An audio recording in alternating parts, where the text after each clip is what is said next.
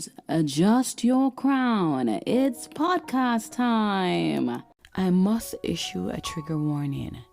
This episode contains sensitive and emotional information surrounding miscarriage, infertility, pregnancy loss, and medical trauma. If these topics are heavy for you in this season, please, I want you to listen with support. Listen in a safe environment, or simply come back when your heart is ready. Your emotional well-being truly matters to us here. Welcome to another episode of Parables for a Woman's Heart. Today, it's not just a conversation, it's a confession. It's a seat at the table of my soul.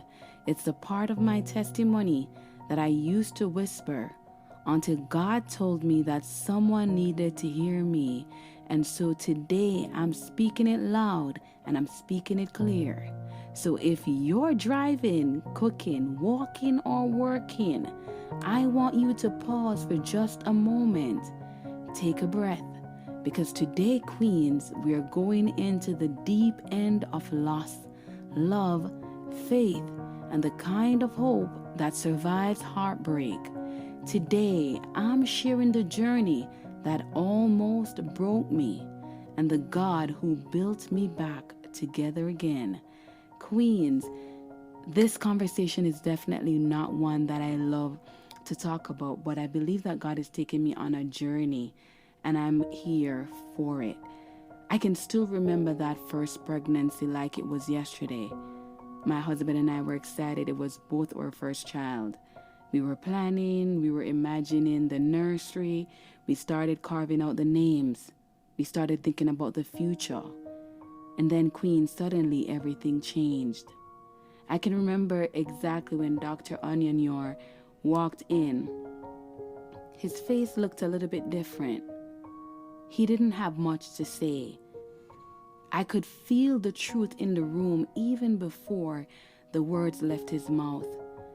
And I remember him saying to me, "Osharae, I am so sorry, my dear. There's no heartbeat." I felt like in that moment, mine had stopped too. You know what was hard? It was just me alone that day at the doctor's office.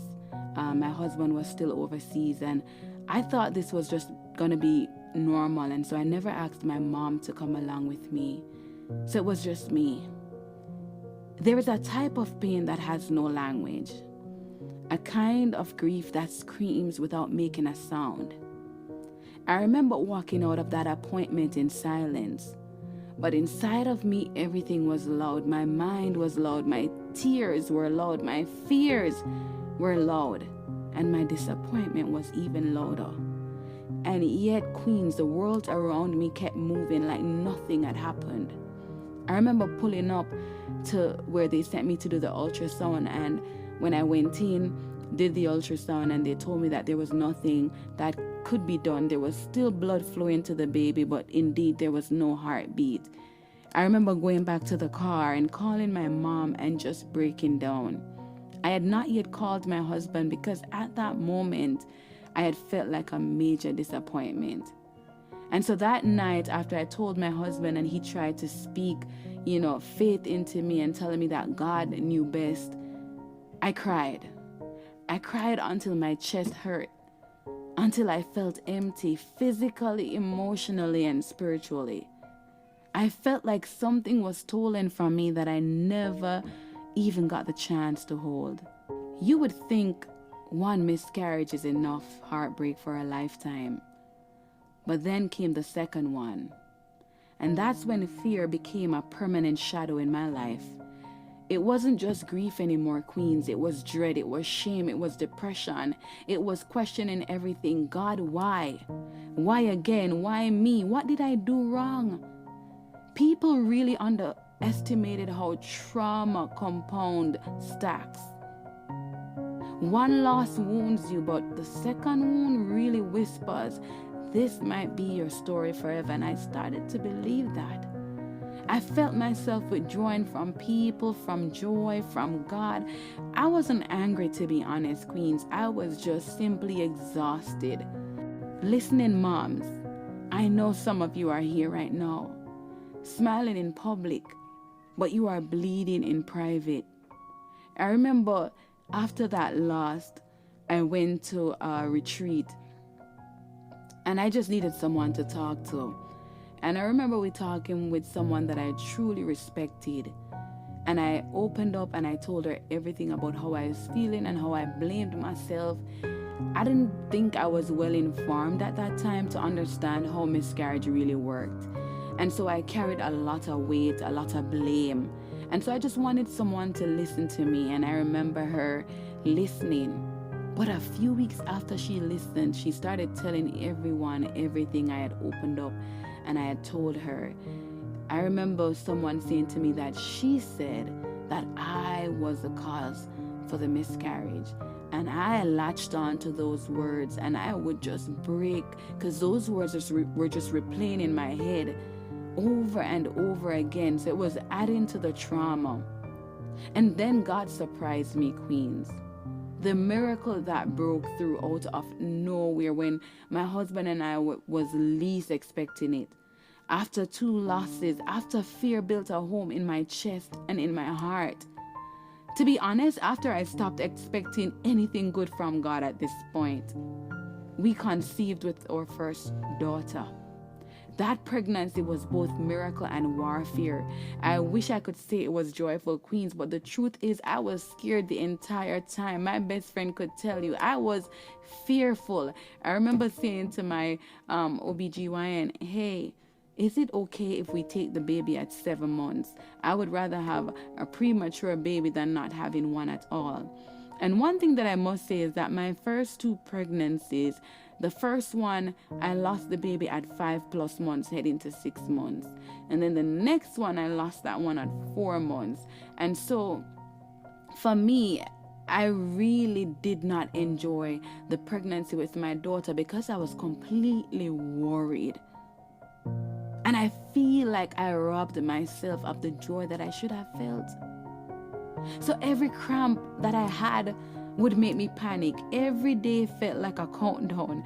Every appointment felt like judgment day. I hated going to the appointments because every time I walked through the door, I would remember what happened the first time, what happened the second time. I didn't breathe freely until I heard her cry for the first time. And let me tell you, that is a story for a next time. She had also taken in fluid and they had to pump her. And I remember my husband trying to walk over to me to comfort me, and I was shouting at him, go and look at the baby, go, don't touch me, I don't want you here, I want you to be focused on the baby. And I remember when I wasn't hearing the cry and I saw them pumping, squeezing, I shouted out at Andrews Memorial Hospital, God, I don't want to leave here empty-handed, please. It was a desperate cry. I didn't want to carry this child for 41 weeks, yes, 41 weeks, and leave that hospital room empty-handed. And so in that last moment, I cried out with every fiber of my being for God to show up. And He sure did. I didn't breathe at all until I heard that little cry. And Queens, for me, she was perfect. She was beautiful. She was strong. A sign that God still had plans for me. A reminder that God's no was never rejection. It was preparation for myself and for my husband. And you know what, Queens? After Skylar was born, the doctor looked me into the eyes and said, you may have difficulty conceiving again. Because the endometriosis, they had seen fibroids and all of this when they went in for the surgery, because I'm a C-section mama over here. I heard the words, but part of me refused to receive them. My husband wasn't even receiving them. He was like, you can talk all you want. Because I had just held a miracle in my hands. But even with that miracle, fear sat in my heart like an unwanted tenant. It was just there. I felt like I couldn't get rid of it. I did want more children, but the fear of trying and losing again haunted me. Hope at that point didn't feel safe. I would tell my best friend, listen, I am destined for a one-child mama. I am a one-child mama, and we will not have any more, because that was fear speaking. And so, Queens, After my beautiful princess came here, we had the painful repeat again. 3 more miscarriages. The unthinkable happened again. Miscarriage 3, miscarriage 4, miscarriage 5. Each one of them over 3 months. Each one after I had already started imagining life again, after I had already started praying again, hoping again. It's one thing to lose once, it's another to lose repeatedly over and over again when it's something that you want, something that you are desperate for. Every miscarriage that I had felt like I was being carved open, like God kept handing me seeds, but none of them had permission to grow. There is a loneliness that only women who have miscarried understand. You see, the loneliness of mourning a child the world never met, but you loved deeply. A lot of people will tell you that, well, the baby didn't born, so it's okay. I'm sure it's not that much, but let me tell you something. There is a loneliness that comes with being a mom that keeps on losing, oh my God, their child that they already loved deeply even before meeting them. I remember after the 4th one, I sat in the shower and the water was running and I didn't know where the water ended and my tears began. I was just pouring out. I remember the last miscarriage before our 2nd child was on my birthday. On my birthday. And I said to God, this is too much. I don't know how to keep doing this. And I told my husband, I don't ever want to go on this journey again. And so we agreed that, we are okay with the 1 child. And to be honest, queens, that was the first time I admitted that my faith was barely hanging on by a thread. I felt like my entire faith was eroded, like I was pressing towards God. But as if God was not receiving me, as if he had turned his back on me, because this is something I felt like I deserved. I deserved another child. But God and his timing. And I was truly hanging on by a thread. But God, he didn't let me drown alone. You see, my husband, Lord God, I thank God for him daily, because my husband has always been my anchor. When I couldn't pray, I know he was praying. When I couldn't believe, I know he was believing. When I didn't want to try again, he would whisper, you are not broken. God is not finished. He's not done. He didn't force me to be strong. He made room for me to be weak while he stood strong. And then I had my best friend, Jessica. She didn't just walk with me through the fire. She sat in the ashes with me. She didn't try to fix me at no point. She didn't give church cliches. She just showed up again and again and again and again and again. Sometimes God doesn't send explanations. He sends presence, the one that would just send one message or would just utter one word, and she would understand exactly what needed to be said without me having to say it. And so I am grateful for my community. I'm grateful for my mom and my sister. They kept on praying us through. After the 5th miscarriage, that one was on my birthday, like I mentioned. I ended up hitting rock bottom spiritually. And let me tell you, I was showing up. I was doing everything I was supposed to do in the church. I was doing everything I was supposed to do, but I was in rock bottom. Rock bottom with God is still safe ground. I have to say this to someone. Being at the rock bottom, as long as you have God, it is still a safe ground. The enemy cannot touch you. It hurts, but it holds you. I prayed a prayer that changed everything. I said, Lord, if you never give me another child, teach me to trust you anyway. Give me peace, even if you don't give me pregnancy. And that moment, queens, was the moment that I, Osharae, stopped fighting God and started following him completely. I didn't care what would come. My life was entirely in his hands. And then, queens, just when my heart stopped striving, when I stopped asking, God opened up my womb again. My second daughter, my double portion, my restoration. And let me tell you, queens, when I held her, I cried. Not because I didn't expect her, not because she represented the last chapter of a story I thought would end in permanent loss. Both of my daughters are miracles, wrapped in purpose, birthed in prayer, delivered through pain, and destined for greatness. I know this because the enemy tried to attack both of them at birth. And that's for another podcast. So sis, I want to say to you today, if you are listening right now and your heart feels heavy, if you are a woman who is seeking God for a child, I want you to stay here, right here with me. I want you to hear this. You are not forgotten. You are not cursed. You are not less of a woman. Your womb is not your worth. Your grief is not your identity, and your story does not end in this chapter. I doubted God. I questioned God. I wrestled with him. And guess what? He never left me. Faith isn't the absence of doubt. Let's make this clear. Faith is choosing God even when doubt tries to choose you.